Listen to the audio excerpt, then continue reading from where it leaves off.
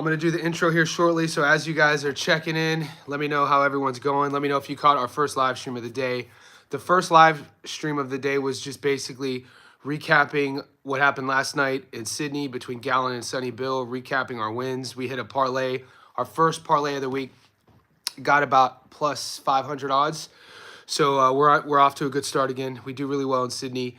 On the channel, I just uploaded my breakdown analysis and prediction of Bam versus Cafu. If you're new to the channel and you've been watching my live streams, go to my playlist section, find fight predictions. You'll see all the edited, uninterrupted fight prediction videos. I break it down, film study, give you my prediction. What else? We have a lot to talk about. Also, guys, Boxing Insiders. Now, the channel has been offering, last week we launched Johnny Says Boxing Insiders. It's a couple bucks a month.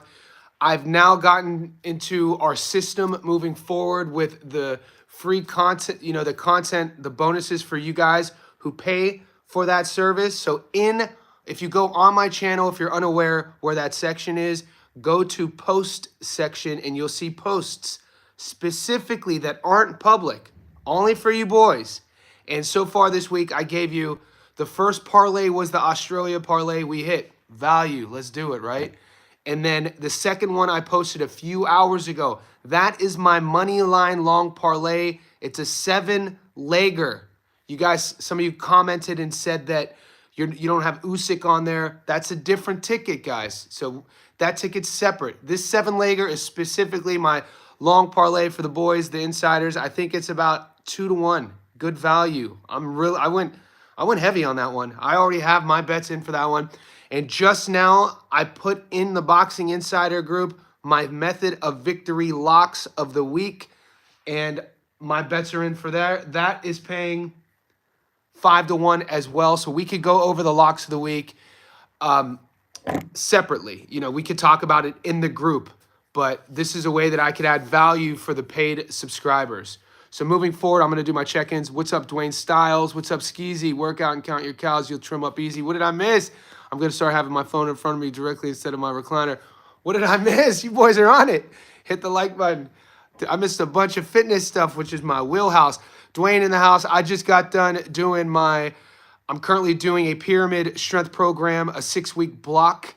Basically, I came out of my 1-rep max program. So a couple of my online clients, a couple of the big boys in Sydney who see me in my one-on-one training studio, and some of my online clients throughout the year, we do 2 times a year a 1-rep max block.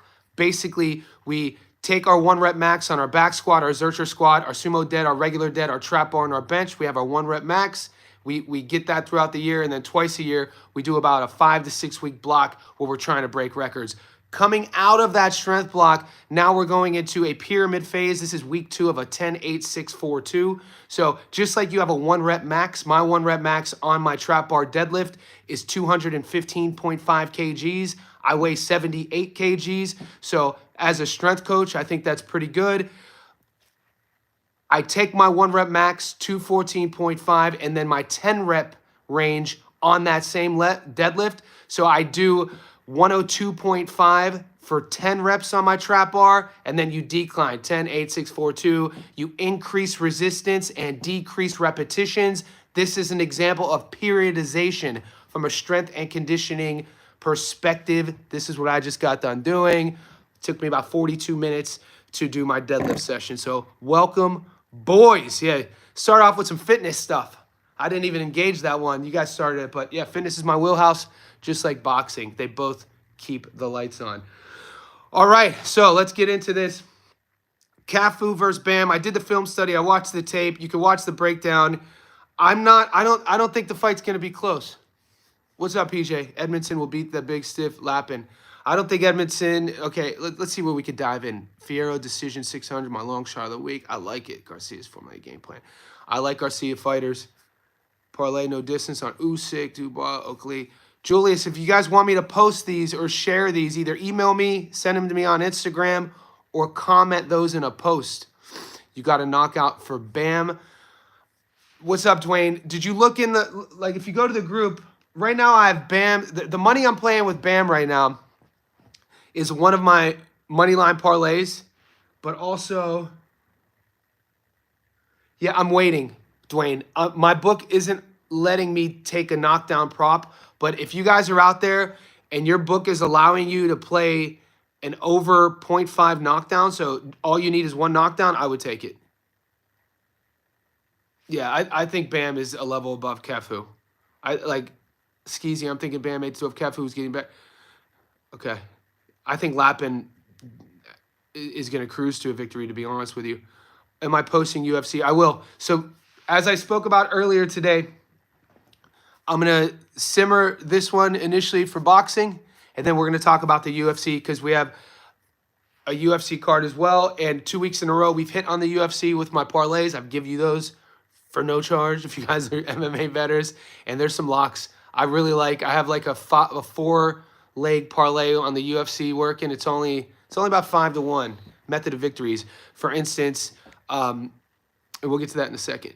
But yeah, to finish my point, Dwayne, if you could find a prop bet on Bam versus Cafu, a knockdown prop, I love it.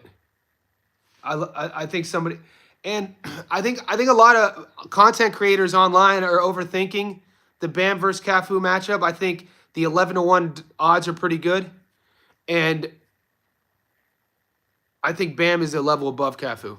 I don't think he's going to go in there overlooking him and looking past him to Puma. I think it's going to be good. When will you post your? I already did, Joseph. Joseph Peters, you want to get those locks? So Joseph Peters, if you go to the comment section, you'll see how to join the group. I posted the locks in the group. The live streams will answer your questions. We'll do a lot of rifting with the matchups.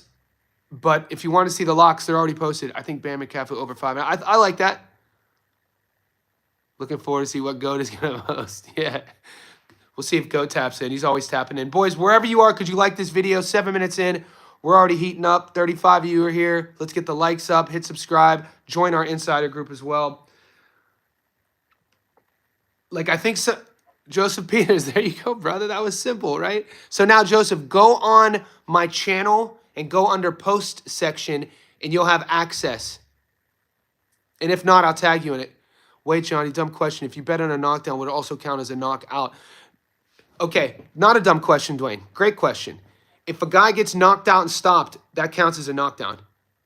What up, Johnny? Best channel in boxing. You know I already liked. Yeah, Carlos Vargas. That's my man. Carlos Vargas is a great representation of my initial goal when I was wanting to start my channel was create a space for like-minded boxing heads to chat boxing, but not always agree on things. Carlos and I disagree on matchups all the time, but it's always we keep things copacetic and keep things positive. That's any educated conversation. There's Goat. Goat, Goat, give us your locks. Barrio said in the press his favorite Manny moment was him getting starched. Yeah. Barrios was talking wild today. I got to admit, Barrios was saying that he's putting to bed all that I'm going to carry him talk. Schofield won you 45K. Let's go. Kid Austin out here, boy. That makes me happy, Carlos, even though I lost. That makes me so happy. 45K is nice. Excellent. So, yeah. Barrios is talking wild right now. He's talking about he's not carrying this guy. He's talking about he's going to stop him. Very good. I'm glad we disagreed on that for your sake. So, I'm still personally at this stage of the game not betting on Barrios and Pacquiao, but like I said, as I'm inching closer, I might put something on it. We'll see. I'm not going to wait later. I'm not sure about my locks. All right, Goat. Goat, patience, right? We respect you because Goat's always a patient guy, though. You know, you've been known to give your picks. You don't rush to judgment. You like hearing things out. You like hearing people's opinions, and then you make your own decision. Very much respect. 46. Yeah, Julius. Agree. Barrios money line. He shouldn't show any respect in the ring. Philip Murillo, you bring up a good point.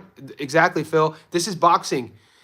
Before I go to bed, I just want to say I love your channel and community you've built. Congrats on the growth. Let's look into Discord. Okay, Dwayne, we appreciate you too, mate. You bring a good vibe to the channel too. That's what I'm putting bet on Barrios and stoppage. Put Pack in a body bag. PJ, you wild. Younger fighter, his legs. Yeah, so I'm going to go over real quick a prop. I don't know if you guys, I want to hear your opinion on something. I already talked about all week. One of the knockdown prop bets I really like is the Dubois versus Usyk.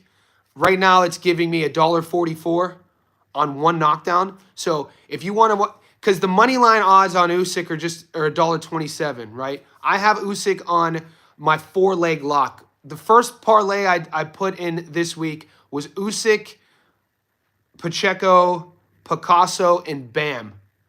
That is the big hitter. I'm going to have to call it something because that's the first one we did this week when some of the boys, they're going to put 10K on it to win 6K.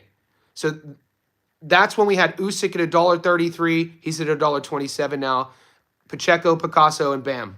Right now, I think it's $1.61. But if that $1.27 right now on the money line for Usyk isn't enough squeeze for you, enough juice, I like the knockdown prop bet. So you could then remove the element of Usyk being upset and just watch the fight cheering for a knockdown. And if there's one knockdown, you're getting $1.44 either way. So that's I like kind of hedging bets that way as well. So I'm definitely I have some action on 0.5 or more knockdowns. So we just need one knockdown in the Usyk Dubois fight from either side. That's $1.44. The prop I've loved the entire week is Fierro versus Pitbull to go the distance. $1.55 for Pitbull and Fierro to go the distance. I don't see either guy getting stopped. I think it's going to be a fun fight, and getting $1.55 on just that fight is really great value. So now we're talking about if you want to piece those together for either fighter to be knocked down at 230. I'm getting See, I don't have that option. I like that though. And obviously, if you take Fierro he's a huge dog. For him to win by decision, those odds are insane. I'm just coming at it from a little bit more of a strategic approach.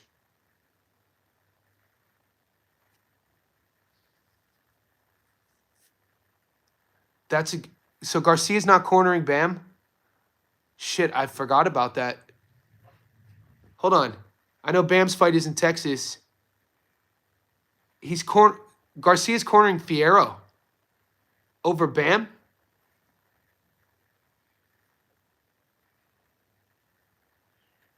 You think that...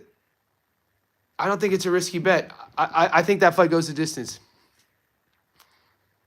Same. All right, another prop I like is a knockdown prop bet in Seb Fundora versus Zoo. Eister. David, I've been busy. I haven't checked my Instagram today on the DMs, but I'll get back to you, Eister. What do you guys feel? There's a knockdown prop opening up on Seb and Tim. Either guy to be knocked down, $1.70. These are just options that if you're looking for one of these to add.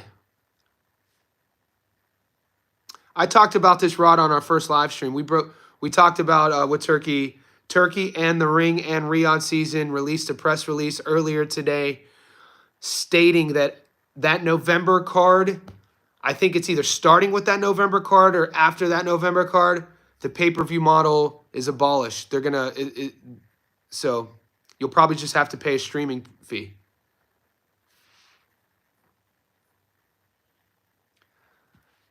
Another fight that did you post more locks yet for Saturday? Yeah, Vargas, I put 2.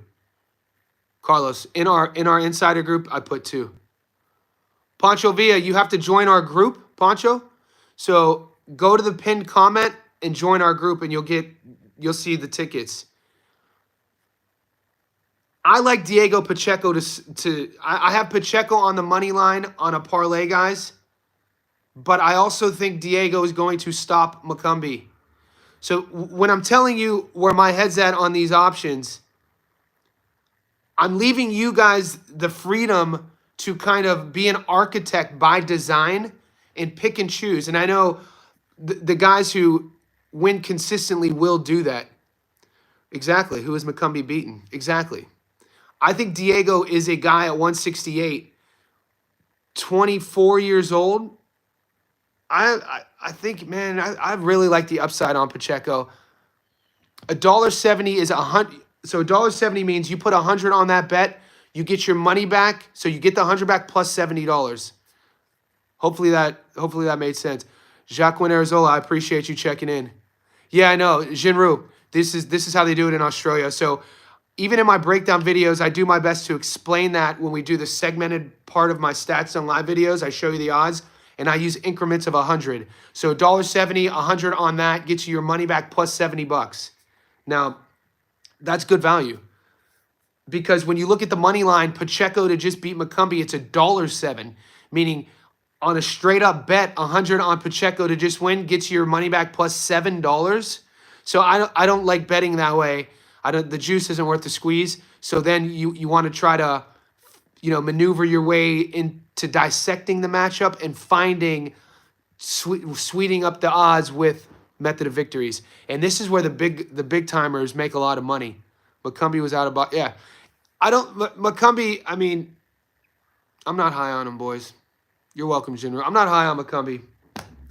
We can't be high on every guy. I think it's a really tough matchup for Pacheco. He is very green.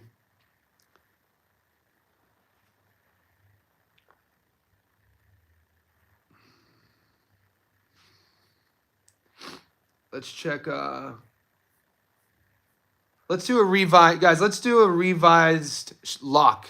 I'm gonna go over because when I put my locks up, certain fights weren't offered. Pacheco not worth the value. Yeah, but he got stopped against Plant, Carlos. Pacheco not worth the value. Well, that could work two ways though. People were high on Plant until recent, right? I think Pacheco learned a lot against Steven Nelson.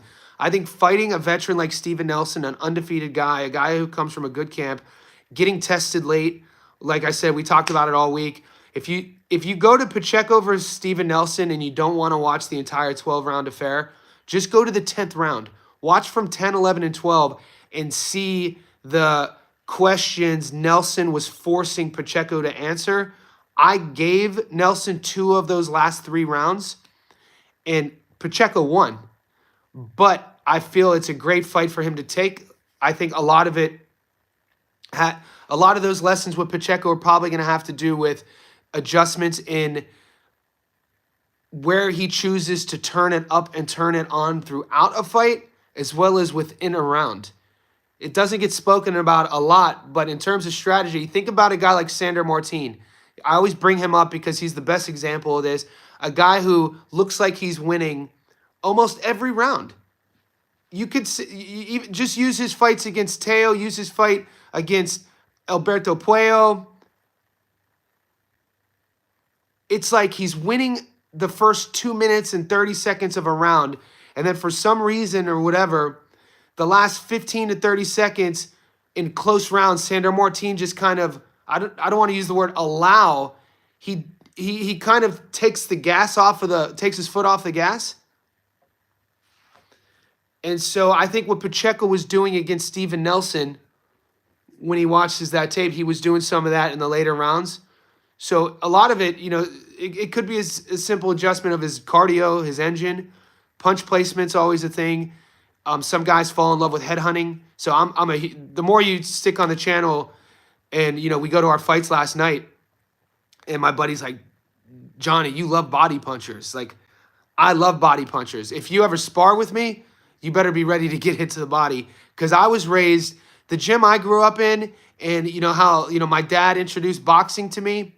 My dad raised me to be more proud to knock somebody out to the body than to the head. So even like as a kid, I didn't grow until I was 16. So I was a competitive athlete from the time I was 7.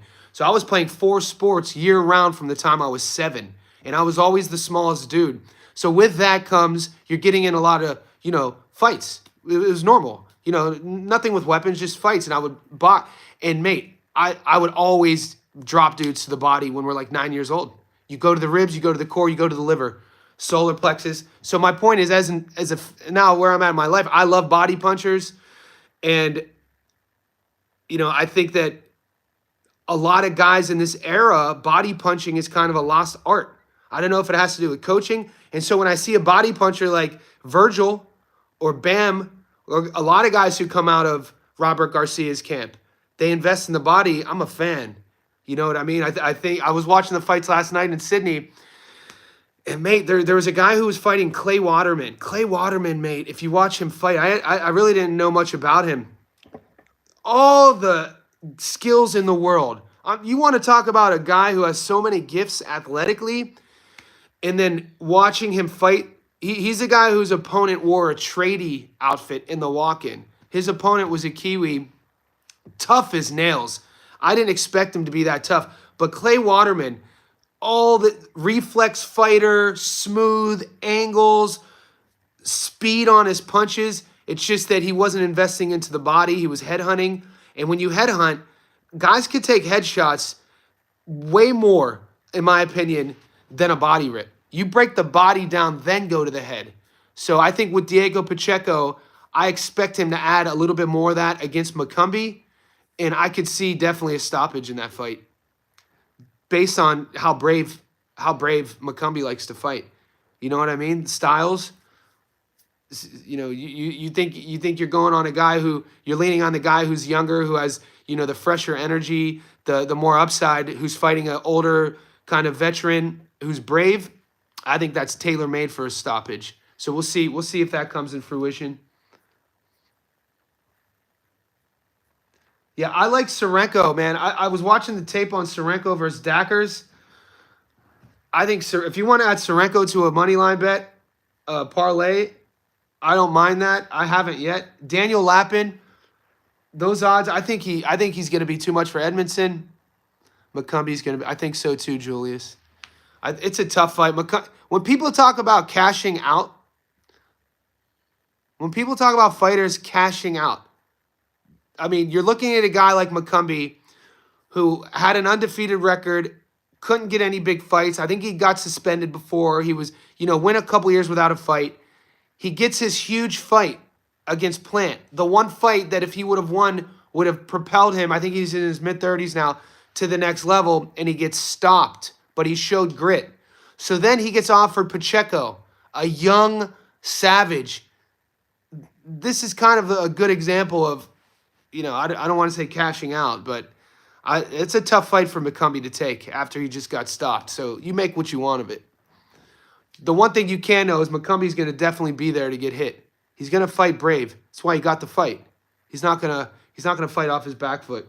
He's not going to be. I'd like to see the rings, you know, what that ring is going to be as well, because, you know, Diego's a big boy.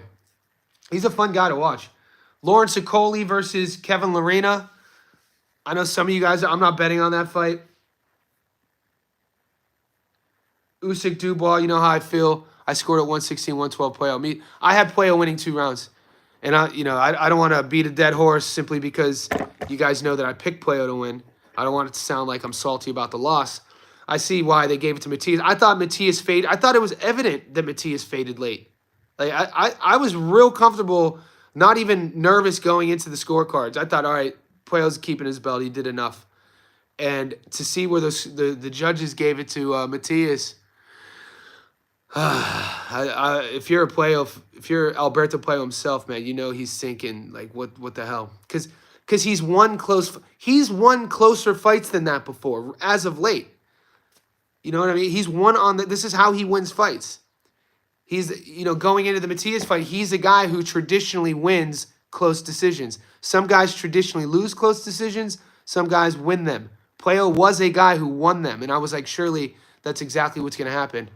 And they gave it to Matias. I thought Matias, the optic of Matias's, what he looks like, you know, his brand of boxing, if you take a guy's brand of boxing and what his brand looks like at the beginning of a fight versus what the brand looks like at the end of a fight, that's part of how you judge a fight, especially if it's razor close. And I felt of Puello's brand of boxing at the end versus Matias's brand, I thought Matias's brand of boxing is the one that was fading. So I'm not sure what the judges are looking at. None of us do. You know what I'm saying? Like last night, one of the judges scored Sonny Bill 77-74. That was embarrassing. That whoever scored 77-74 for Sonny should be ashamed. He won the first 2, and that was it. He even lost a point in the 4th He won the first 2 rounds. That was it. Maybe you could have given him the 4th, super close. Lost the 3rd. In the 5th, he lost to 10-8. Loses 6, 7, and 8. And so one of the judges said 77, 74. I'm like, God damn, this is a fix. The fix is in. And luckily we didn't get, because that would have been my 3rd really close decision that I would have lost in a week. I would have been salty about that. Paleo fought better than Liam. I agree, GK. I agree. I said that afterwards. What's up, Sal? I said that afterwards about how Paleo looked against Matias versus how Liam looked. Liam got touched a lot against Matias. Pero got touched up a lot. I don't understand what they're thinking. If the corruption, because one of the boys on the chat said they were, no matter what, they're giving it Matias based on what the promotion wants, how to market him.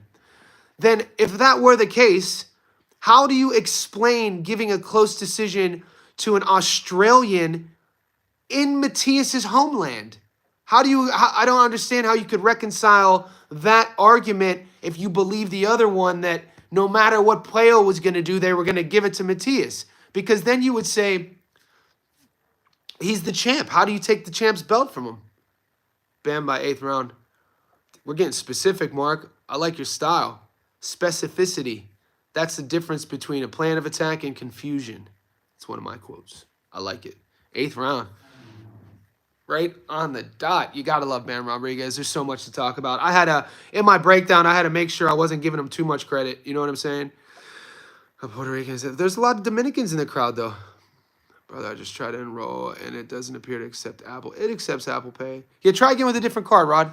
And we'll figure something out, brother. We'll figure something out. Paleo couldn't keep Matias off him until round 10. You don't think Pero was getting touched up? So okay. I watched I was shocked that I thought the Liam Pero fight was real close. I thought it was real close. I'm hot. Liam Pero is a great boxer. Hell of a boxer. You did. Koki, you did. Koki said that. Paleo versus Pero. I want to see Liam Pero versus GAR. I want to see Liam Pero versus Hitchens. I want to see Hitchens versus GAR. 140, very top heavy. Very fun division. Seb said one. I think it was Turkey, Tom and Jerry. Don't listen to Turkey, boys. Skeezy, okay. So we watched the same fight. Yeah, Pero. I thought Pero was in more compromised situations against Matias than Paleo was, if you want to put it that way. You know what I mean? When we're trying to weigh in close decisions, then you have to mention that. Actually, Matias was the one initiating the glitches. He didn't like the work Paleo was giving one of these. Paleo's an underrated inside fighter. Paleo, man, there's a lot to like about Paleo.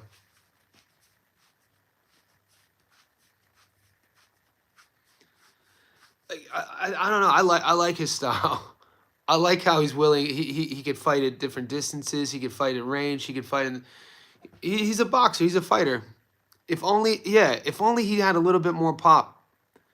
He could crack a bit, but he's one of those guys. There's certain fighters that come around that have a lot of things, but if he just had that one extra thing, like how Tito could crack. One of my all-time, favorite guys to watch.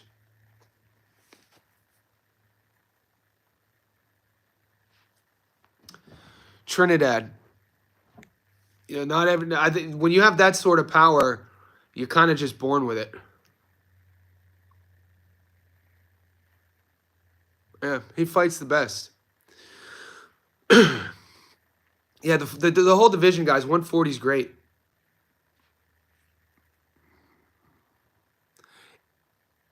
Okay. YP is faded out. Skeezy, that's it. Skeezy, that's exactly what I was looking at. What Skeezy just said there about what the optic of how that fight looked, that's exactly what I saw.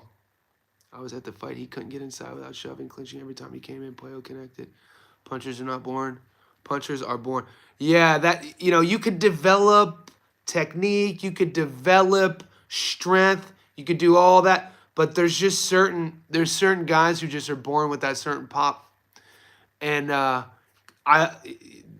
there's no point of thinking about it, but Pueyo's a guy that, for me, with everything that he does well, imagine if he had that. Imagine if he could crack like Trinidad. I personally thought Pueyo won Matias team. Okay, DJ. So we saw this. That's all I was saying. And for them to give Matias that decision, they must have gave him a lot of early rounds. What's up, Peters? I was impressed with Matias' conditioning. No, Matias' style is very admirable. I'm not, just because I don't think Matias won, I'm not shading him. He's obviously instant entertainment. He's one of my favorite guys to watch. He has a very brave, admirable style. Everybody is on the edge of the seat. We know what he wants to do. You know what I mean? He doesn't hide anything. And there's guys who have specific styles. He has a very specific style in his own way. Zepeda, very specific style in his own way. You know what you're going to get with a Zepeda. You know what you're going to get with a Matias. It's just that, can you game plan for those styles? How does your style match up with that style? That's why boxing is insane. It's like, you know what's wild? We have just our hands and gloves. With that being said, you have all these styles. It's insane. I love it. I'm such a nerd about it, dude. It's insane. Headbutts, there's 7-minute video. What am I missing, boys? Koki's saying headbutts happen. There's a 7-minute video. Pueyo headbutting. He had 84 headbutts. Okay, but Koki, what are we calling headbutts, though? Gary came off to a big lead. And GK, and that's what I was saying in my breakdown. It's how Pueyo fights. It's how Pueyo, he kind of cooks his way into a fight. And before you know it, he's in the fight and you're in his style. Yeah, it's easy, 100%. Before you know it, fighting Alberto Pueyo, you think you're up, and then by the mid-rounds, you're fighting at his tempo, you're fighting at his range, he's depicting where the fight's taking place, and not many people could deal with that. GAR drowned. GAR drowned late, and I'm a big Gary Antoine Russell fan. He didn't get... Nick Clark, I heard you mention you're not a huge D. Poirier fan. Yeah. I mean, my whole thing comes down to, I've watched Dustin since he was in the WEC. I'm old. I've watched Dustin's entire career. My thing just really comes down, my thing really just comes down to ethics. Sort of like, just do your own research on, especially when he was younger in the gym, sparring certain guys, how he sort of would treat sparring partners, and I'm not for that tough guy bully bullshit sort of thing. I come at it from more of like I expect the guys that I'm going to cheer for, I expect them to act a specific way, but that's just me. You know what I mean? And yeah, that's it. That's all I have to say about that. I don't want to get too personal with it. You can do your own research. Do your own research. Yeah. Matias landed 100. He's not a guy that I cheer for. Check it out, Nick. Yeah, all good. And there's no shit. He's adored his style, what he's meant for the sport of MMA. He's a Hall of Famer. All that does not change. I was just speaking about, certain ethics that I'm not gonna, kind of like TJ Dillashaw. TJ, we know unfortunately his career ended with a huge stain on it, getting popping. And then, but when world champion TJ, when TJ was cooking, he's one of the greatest fighters of all time. There's nothing that anyone could say about Dillashaw. They called him Killashaw for a reason. But do your research about him, how he would train and how he would treat his sparring partners. Find out what happened to the kid at Alpha Male. One of the reasons he left, when he left with Bang Ludwig. Bang Ludwig was a world-class kickboxer.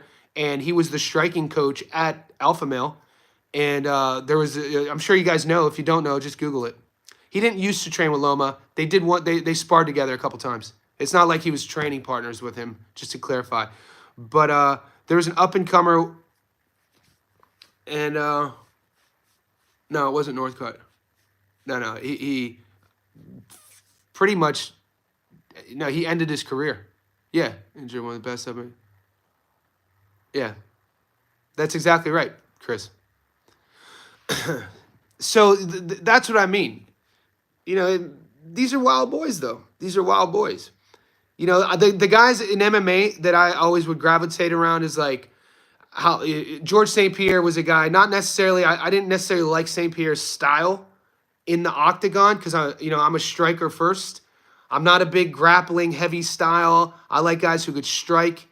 I like guys who can defend the takedown and don't look to smother you. What's up, high interest? Appreciate you, brother.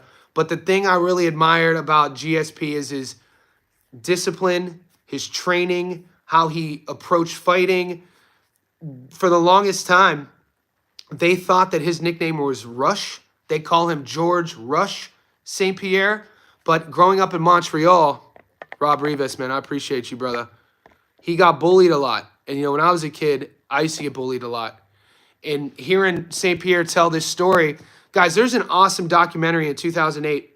It was about, God damn, what was his name?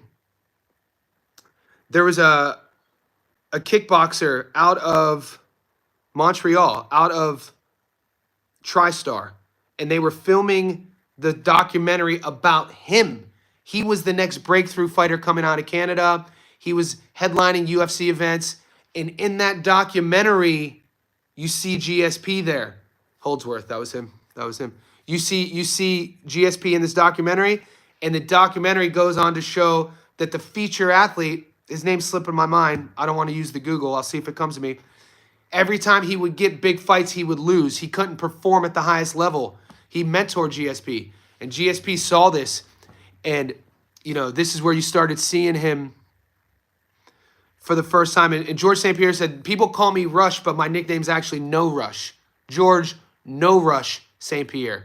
He would be in a fight and figure you out and break you mentally and not rush it and kind of play with his food until he chose to take you out. What's up, Rod Rivas? So anyway, look into it if you want. Beast. St. Pierre was an animal, always in shape. Took care of himself. I like all athletes. I like athletes who kind of. We all are attracted to what we're attracted to, whether it's women, whether it's art, whether it's music, whether it's fighters. You know what I'm saying? I'm not saying Dustin was like TJ. Just, dude, he doesn't have. Yeah. It's crazy. What I'm saying is, watching Poirier's entire career, I'm actually impressed that he was able to turn the opinion of him around. You know what I'm saying? Because it wasn't always UFC fans liked him. I remember the days where people weren't high on Poirier because of this. When he fought I've been watching him, like I said, since the 145 days. When he was fighting 145 in the WEC, and the WEC got bought out, came to the UFC, watch him at 45. And there was a time where he was like a run-of-the-mill average guy, a fighter. He'd win one, lose one. He got stopped against Conor at 45. And something happened where I don't know if he got married. I don't know if it was the optic that, he was being how he was marketed. And he flipped it, which is kudos to him, man. And I'm not saying that he's a bad person either. I'm just saying I'm not a Dustin Poirier fan. That's it. That's all I'm saying. And I hope Max, I think Max is going to beat him. And I've been watching Max since he was 19. I think Max made his debut as a teenager, maybe 20 in the UFC. Max fought Conor. Max fought Will Chope in the UFC. We talked about Will Chope just had a boxing match in Turkey. Will Chope's a guy who's like 37. He's like 100 combat fights. I think he was the tallest. I think Chope was a 6'4", 135 or 145er. Yeah, he was 20. So watching Max do what he does, how Max has always gone about his business the way he goes about his business. I just don't like bullies. I think that's what it comes down to. You know what I mean? Like guys who, yeah, I'm this dude sort of, that just doesn't resonate with me. So that's something that's always bothered me with Poirier too. Or when Michael Johnson knocked out Poirier. He got knocked out on my birthday.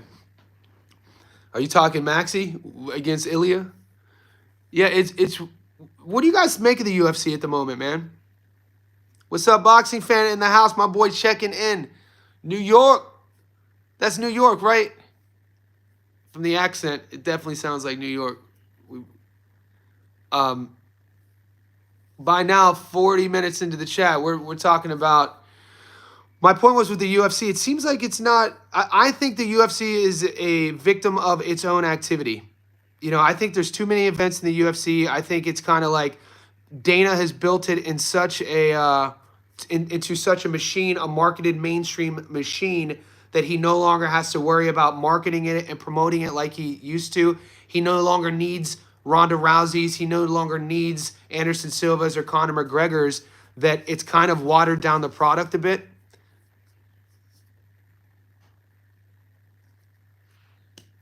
Well, the reason the fights take place, Jay, is because there's a lot of parity in MMA. The way you move a fighter in boxing versus MMA is way different.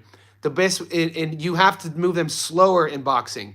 I know the mainstream fan base wants young fighters to progress quickly. So when you guys are always talking about Carmel Moten or Abdullah Mason, even Schofield, he's only 22. I'm always like, slow it.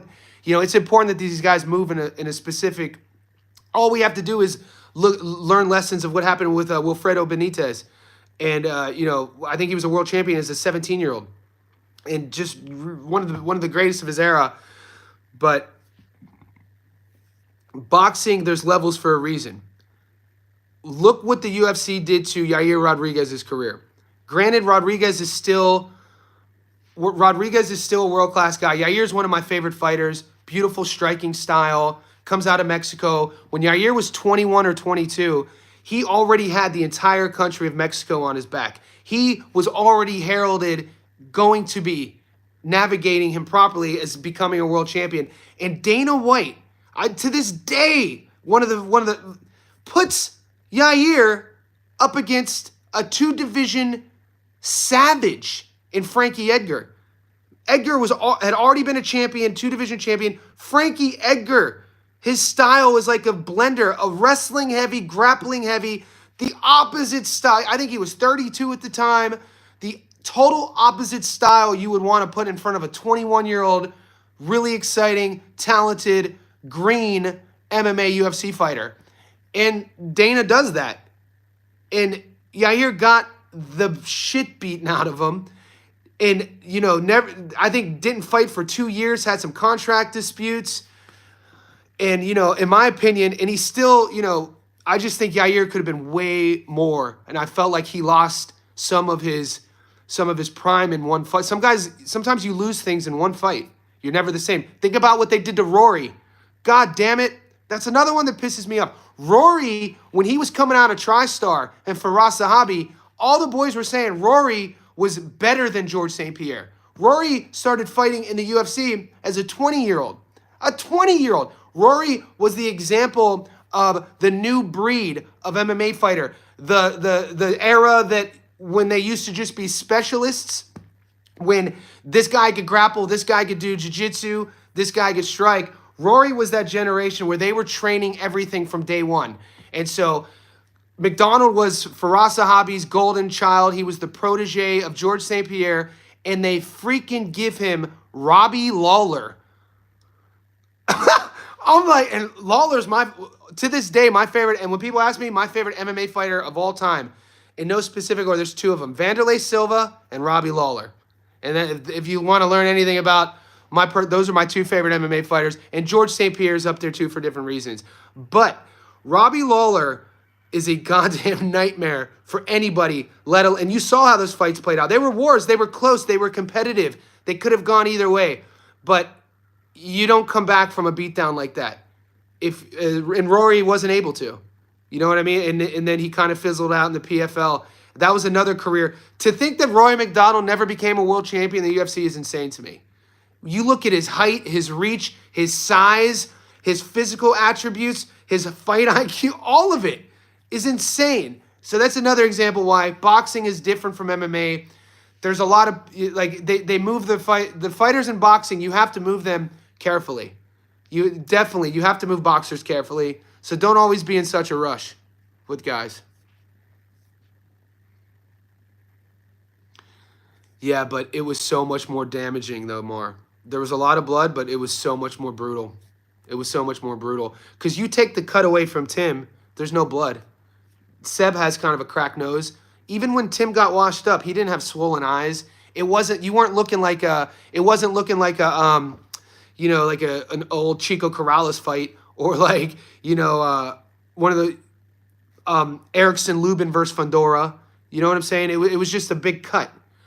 But you watch McDonald versus Lawler 1, mate, that was a brutal, brutal fight, dude. You know who also is one of my all-time favorites is Carlos Condit. So the natural-born killer out of Albuquerque, New Mexico. Carlos Condit, dude, when Carlos was cooking. Carlos was a WEC world champion. He was a world champion in WEC and was an interim champion in the UFC. No one talks about Carlos Condit. No, Matt Brown, the Immortal. That was probably my favorite era, to be honest with you, especially at 170 pounds. 170 pounds in like the 2013s, you had Matt Brown, you had Carlos Condit, you had Robbie Lawler, you had Rory McDonald, Nick Diaz. How could you forget it? Dude, how could you? One of the greatest knockouts of all time in boxing or combat sports. I think it was 2003, 2004. A 21-year-old Nick Diaz is fighting a 20-year-old Robbie Lawler. The ages might have been reversed. Robbie might have been 21. Nick might have been 20.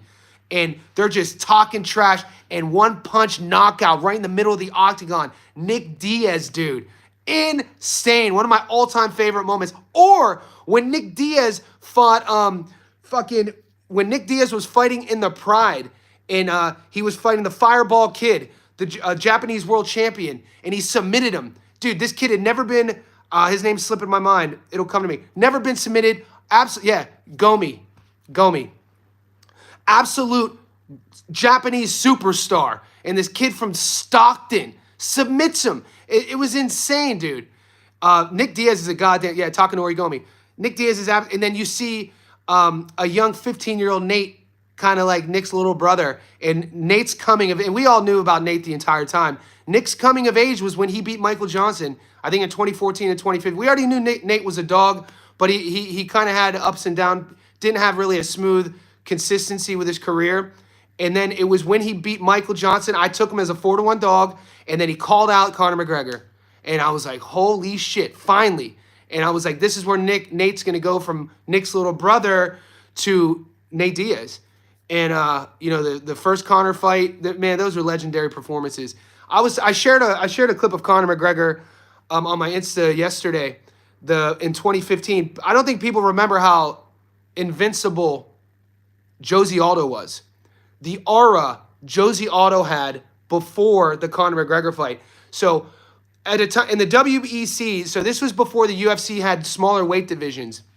And the WEC had, I think it was 155 and below. It might have been 145 and below. And these guys were like, Uriah Faber, Josie Aldo, Renan Barão, Dustin Poirier. I'm missing a lot of names. Dominic Cruz. And Aldo was known for starching people. His leg kicks. Early on in his career, he was known for his leg kicks. And then the older he got, he stopped kicking for some reason. And watching him beat up I was a huge California Kid guy. I was a huge Uriah Faber fan at this time of the era. And watching Aldo just handle Faber that way. And his hand speed and his boxing. And seeing Conor McGregor do that to Aldo, having called it out. He gave an interview with Robin Black. If you guys don't follow him on Insta, he's a buddy of mine. Follow him. Robin Black Martial Arts. He does a lot of commentary. He's a former MMA fighter. And leading up before McGregor versus Aldo, Robin interviews him and asks him how that fight is going to play out. And Conor says it exactly. He said, well, when I faced off with Josie, I was watching his right hand twitch. And he was like, that's a tell. He was like, he's going to want to throw that right hand. And he was like, when I fight people, they do one of two things. They either cower away or they get really aggressive. Either way, they're in trouble because I'm going to exit and create a void, a blank space. And that's when I'm going to unleash my lead hook. And he called it to a T. Josie gets aggressive on his front foot, swings and misses. Conor slide back, boom, counter. God damn. Amazing, dude. Amazing. And watching that before Conor fought Floyd. Yeah, me too. Dude, I'm a huge El Kukui fan. El Kukui tears his ACL on a goddamn microphone cord on stage. That fight was supposed to be scheduled, what, 4 or 5 times? I thought Nurmagomedov lost to Massaranduba. You know, I thought in Nurmagomedov's first fight, I thought he lost. I think he was fighting Massaranduba, and they gave him a close decision. And Michael Johnson had Nurmagomedov clipped. Dude, Al Iaquinta fought Nurmagomedov on 4 days' notice and took him the distance. Al Iaquinta, man, you know, that wrestling style, that American Greco style Iaquinta had, gave a lot of trouble to Nurmagomedov on short, and it showed you the importance of having a fight camp. It showed you why having a fight camp is really important for specific styles, because Khabib took that fight on short notice, and Al, you know, he didn't win the fight. It went 5 rounds. It was, a lot of people were shocked that that fight even went 5 rounds. Guys, I know. I could go both, GOAT. It's insane. If you guys want to talk MMA, guys, I do have to run though, man. I have a lot to do. I have some clients downstairs. I posted in our group, you boxing insiders, the boys with the blue stars. You have 3 parlays in that group right now. I'm going to give you one more tomorrow night. We have a lot to cover. I'm doing my breakdown. I'm going to break down, I think, Pacheco and Macumbi, and I'm going to upload that as well. And I got 2 lives coming tomorrow. I appreciate all you. Sakurai, you sent me the, I got to get to it. Guys, if you're one of many who've emailed me and I haven't got back to you yet, I know there's some strength programs in there. There's some footage in there. Just give me time. I get pulled in a lot of directions, not just from here, but what I do, you know, in my one-on-one coaching too. So just be patient with me. I'll get to you. I haven't forgotten about you. Like this video, hit subscribe, stay tuned to the channel. Guys, you guys are beasts. Let's get after it.